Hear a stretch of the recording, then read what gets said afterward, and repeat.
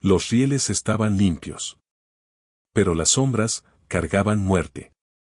Y esta vez, el hombre detrás del tren tenía nombre, Joaquín Guzmán Loera, el Chapo. Era medianoche cuando la locomotora especial, marcada solo con un número 17 pintado a mano, cruzó la frontera invisible entre Guatemala y México. No venía sola. 14 vagones, sellados con soldadura térmica y monitoreados vía satélite, transportaban más que mercancía, llevaban la firma de Sinaloa. Y no una cualquiera, sino la del propio El Chapo.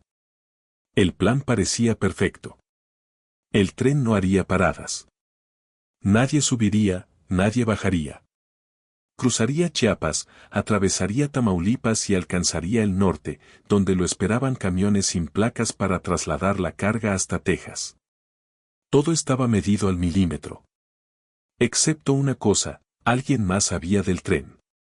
Y no solo lo sabía, había decidido convertirlo en escenario de una guerra silenciosa. El convoy fue programado por un ingeniero de confianza. El Chapo, obsesionado con la logística perfecta desde sus días bajo tierra, había supervisado incluso la calibración del GPS.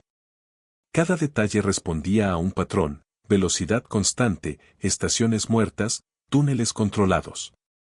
Pero no pudo anticipar lo imposible, una explosión en el puente de la quebrada, justo cuando el tren estaba por cruzar. No hubo testigos. No hubo sonido. Solo una imagen, los vagones cayendo al río, uno por uno, como piezas de dominó. Y justo cuando el silencio se volvió total, decenas de teléfonos en 3 países vibraron al mismo tiempo. El mensaje era corto, seco, brutal. El juego ha comenzado. Para el Chapo, esto no era un ataque. Era una invitación. Y cuando alguien lo invita a jugar, él no juega, él elimina. Cuando intentas matar a un fantasma, debes asegurarte de que no sea él quien te observe desde tu espalda. Los restos del tren ardían bajo la niebla matinal cuando llegó la noticia a una finca escondida en las montañas de Badiraguato. Joaquín Guzmán Loera, conocido por todos como el Chapo, observaba las imágenes en una vieja pantalla CRT, en una sala sin ventanas, rodeado de planos ferroviarios y transmisiones encriptadas. No se inmutó. Solo murmuró: quien hizo esto, sabe demasiado. El puente de la quebrada no era solo una estructura. Era un símbolo. Solo 3 personas conocían su uso secreto para la Operación 17B. Y las 3 estaban bajo vigilancia directa. Sin embargo, alguien había explotado la vía sin dejar rastro, sin tocar un solo sensor. Peor aún, lo había hecho como si quisiera provocar algo más grande. El Chapo se levantó, caminó hasta un mapa cubierto de tachuelas rojas. Cada punto marcaba una estación abandonada, un túnel olvidado o un tramo de vía muerta que aún servía para mover toneladas de coca sin levantar sospechas. Con un bolígrafo rojo, marcó un círculo. Vamos a movernos ahí. Si quieren jugar, que empiecen con fuego. Yo terminaré con silencio. Esa misma tarde, un convoy de SU blindadas descendió por caminos rurales hacia un viejo almacén ferroviario en San Fernando. Nadie hablaba. Solo se escuchaban radios militares y el zumbido de drones que escoltaban desde el cielo. Dentro del almacén, oculto bajo placas de concreto, estaba el respaldo del envío perdido, $4 millones en efectivo y una lista de compradores que no aceptarían retrasos. Pero el almacén no estaba vacío. Un solo casquillo en el suelo. Un símbolo pintado con sangre en la pared, un ojo cerrado y otro abierto. El mensaje era claro: alguien más estaba vigilando la ruta. El Chapo sonrió por primera vez en días. No por placer, sino porque, por fin, tenía un objetivo real. No me importa el tren. Me importa quién cree que puede jugar con lo que es mío. Y en ese momento, cambió todo. Ya no se trataba de recuperar la droga. Ahora era personal. Hay lugares donde ni el eco responde. Y en esas vías muertas, solo gritan los que no volverán. El almacén en San Fernando ya no olía a polvo. Olía a traición. El Chapo inspeccionaba la escena en silencio mientras sus hombres, armados hasta los dientes, revisaban cada rincón. El símbolo pintado con sangre, un ojo abierto, uno cerrado, no era un grafiti cualquiera. Era una firma. Una que solo aparecía en situaciones extremas, cuando alguien del mismo mundo enviaba un mensaje sin hablar: sé dónde estás. Y puedo entrar. Pero ¿quién se atrevía? Guzmán no confiaba en coincidencias. Ordenó que buscaran en los antiguos registros de rutas ferroviarias, especialmente aquellas abandonadas. El equipo de inteligencia del cártel, ingenieros, exmilitares y hackers, identificó una zona crítica, las vías muertas de Matamoros, una línea olvidada desde los años 90, hoy invadida por maleza, y perfecta para ocultar algo. Esa noche, 2 camionetas negras se deslizaron por los caminos rurales sin luces. Dentro, un escuadrón silencioso, con órdenes claras. Si encuentran algo, no llamen. El Chapo ya estará en camino. Al llegar al sitio, lo que encontraron fue un infierno detenido en el tiempo, vagones oxidados abiertos como latas, restos de uniformes sin cuerpos, cámaras viejas en postes que aún parpadeaban, y algo más. Un vagón reciente, sin óxido, sin historia, pero con sangre fresca en el techo. Uno de los sicarios intentó abrirlo. No lo logró. Entonces escucharon el ruido. Un chirrido metálico, como si algo se arrastrara por los rieles, aunque allí no debía haber trenes. Todos apuntaron con linternas y armas hacia la negrura. Pero no vieron nada. Solo oyeron una risa. Y después, el silencio. Total. El Chapo llegó media hora después. Bajó del vehículo, observó el vagón cerrado y el símbolo que ahora aparecía también pintado sobre la tierra, junto a una nota escrita a mano. No busco tu droga, Joaquín. Busco lo que te hace humano. Guzmán arrugó el papel con calma. Lo guardó en su chaqueta. Ya no es personal. Ahora es guerra. Y dio una sola orden. Cierren todos los cruces. Nadie entra, nadie sale. El que respire cerca de un tren, muere. No era una llamada. No era un mensaje. Era una amenaza escrita en código y dirigida solo a él. A las 3:47 de la madrugada, el teléfono satelital del Chapo vibró una sola vez. Era un dispositivo que no debía recibir llamadas, un canal unidireccional reservado solo para enviar órdenes encriptadas a sus células más lejanas. Pero esta vez, no se trataba de una orden enviada. Era un mensaje recibido. Sin remitente. Sin línea. Solo texto. Hay algo en el tren que no era tuyo, pero ya lo perdiste igual. Tu próxima parada, estación número 9. No llegues tarde. El Chapo levantó la vista del aparato y se quedó en silencio por casi un minuto. Nadie se atrevió a interrumpirlo. Cuando finalmente habló, lo hizo como si hubiera leído su propia sentencia. Este mensaje solo pudo haber venido de alguien que estuvo dentro de la operación. Los rostros se tensaron. No era paranoia. Era matemática. Solo 5 personas tenían acceso al itinerario completo del tren 17B. 2 ya estaban muertos. 1 desaparecido. Y los otros 2 estaban a su lado. Tenemos un topo. La orden fue clara, todos serían interrogados. Incluso los más cercanos. Pero antes, había una estación por revisar, la número 9. La estación 9 era un esqueleto oxidado en medio de la nada, ubicada entre Ciudad Victoria y la frontera invisible con Tamaulipas profundo. Abandonada desde 2006, era utilizada por coyotes para esconder migrantes y por el cártel para operaciones antiguas que ya no existían oficialmente. Cuando el Chapo llegó al lugar, lo primero que notó fue la falta de viento. Un silencio absoluto cubría los rieles como una manta pesada. Todo estaba tal y como lo habían dejado años atrás, hasta que notaron que una cámara de seguridad antigua seguía funcionando. Una luz roja parpadeaba, como un corazón latiendo bajo tierra. Forzaron la puerta del cuarto de control. Dentro, una sola cinta de video estaba insertada en una consola. Al reproducirla, vieron algo que no esperaban. Guzmán, caminando por la misma estación, con una mochila en la espalda. Fecha, hace 3 días. Hora, exactamente 3:47 de la mañana. Nadie podía creerlo. El video lo mostraba a él, con su ropa, su andar, su rostro, pero el Chapo nunca había estado ahí. ¿Eso es de faque?, preguntó uno de los técnicos. No, respondió el jefe de seguridad. La cinta es analógica. No se puede manipular así. Un doble. Un impostor. O algo peor, alguien jugando con el tiempo y sus pasos. Y entonces, una segunda cinta cayó desde el techo, empujada por una cuerda vieja. Alguien la había dejado allí a propósito. Esta vez, no había imagen. Solo audio. Una voz distorsionada susurraba.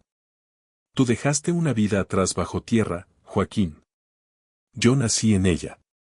Si quieres saber qué perdiste, sigue las vías.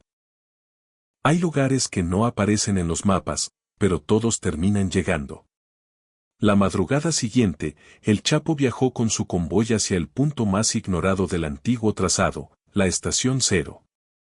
No existía en registros oficiales. No aparecía en GPS ni en bases ferroviarias. Solo los veteranos del cártel la recordaban como un rumor, una estación construida, utilizada y sellada. El camino era traicionero. Las vías estaban oxidadas, cubiertas por maleza y basura industrial. Aún así, el Chapo insistió en llegar por el mismo riel que recorrió su tren desaparecido. Sentía, más que sabía, que quienquiera que estuviera detrás de todo, estaba recreando su historia, paso por paso. Cuando por fin llegaron al lugar, se toparon con una escena de pesadilla. Una antigua caseta de control, medio derrumbada, con un foco colgante que parpadeaba en plena oscuridad. Y frente a ella, lo que parecía ser una plataforma cubierta por lonas negras.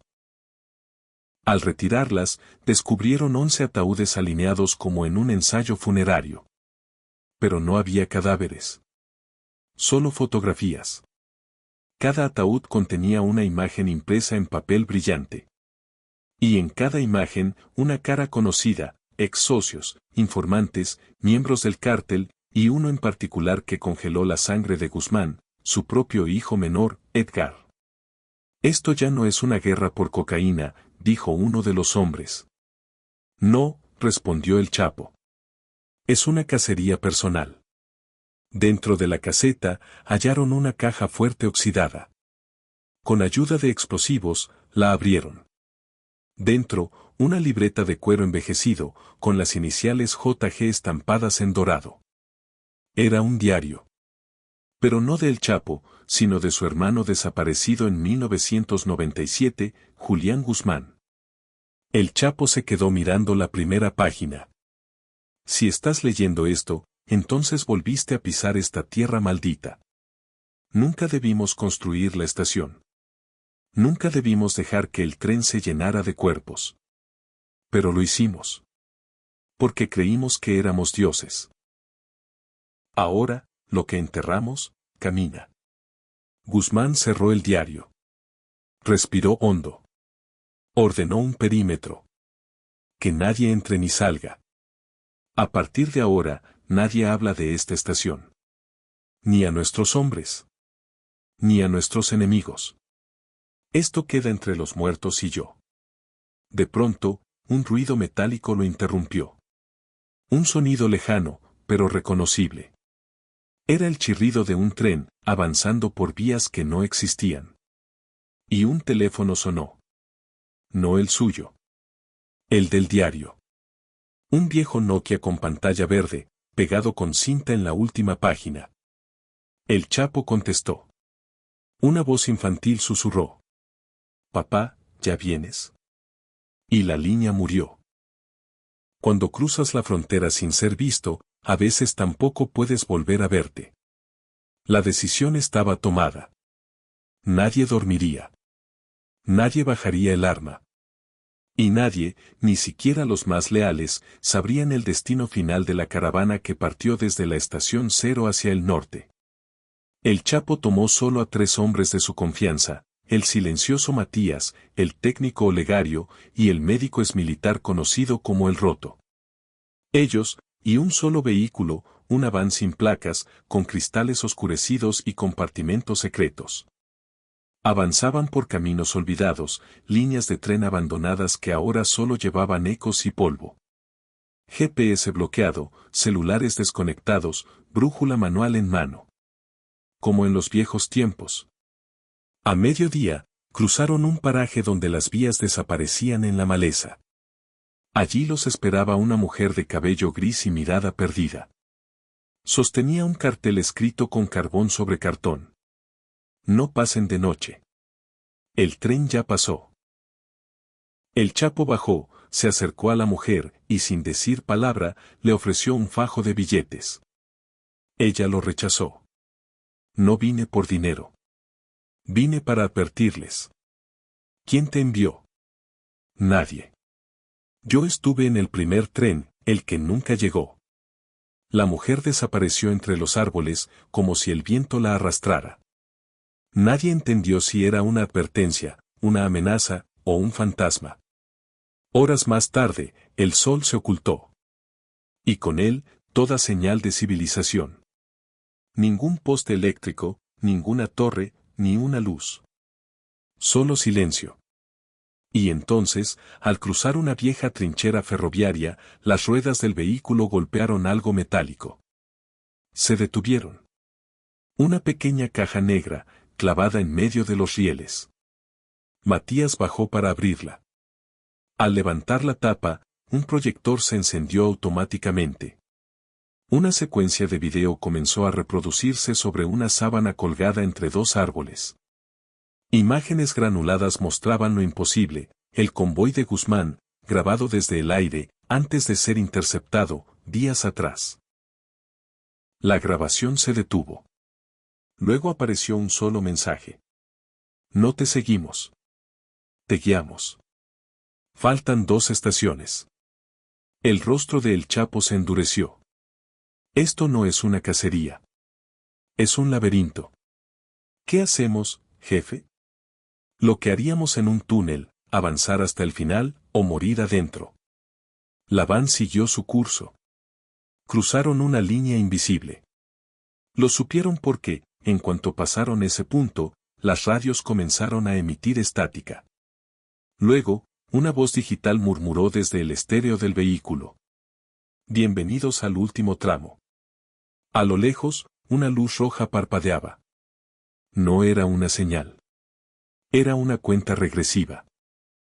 Puedes enterrar el oro, quemar los papeles, desaparecer a los testigos, pero el pasado siempre encuentra un tren en el que viajar. El contador llegó a 0. Pero no hubo explosión. No hubo disparos.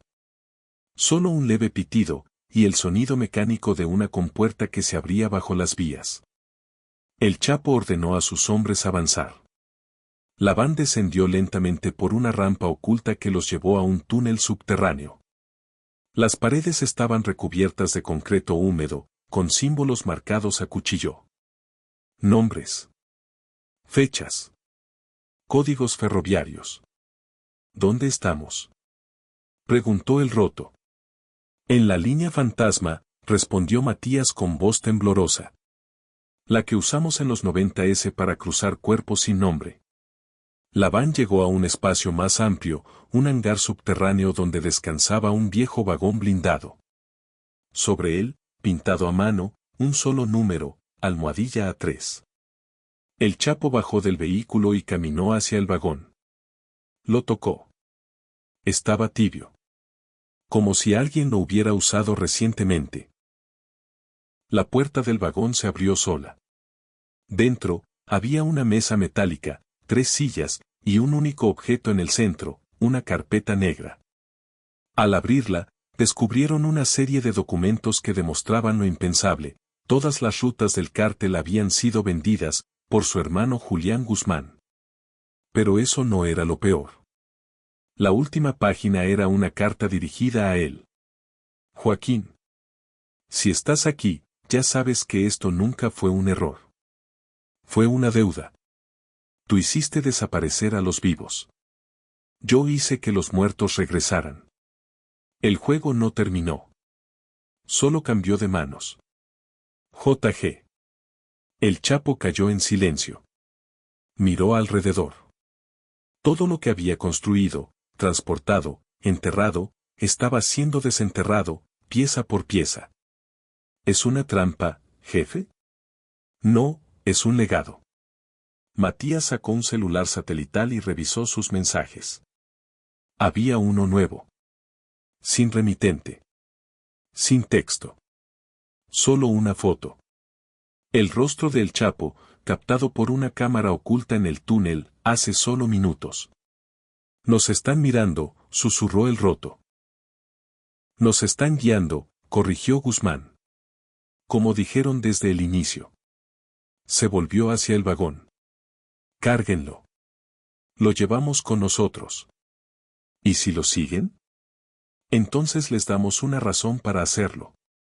Al salir del túnel, el tren volvió a funcionar. Sin conductor.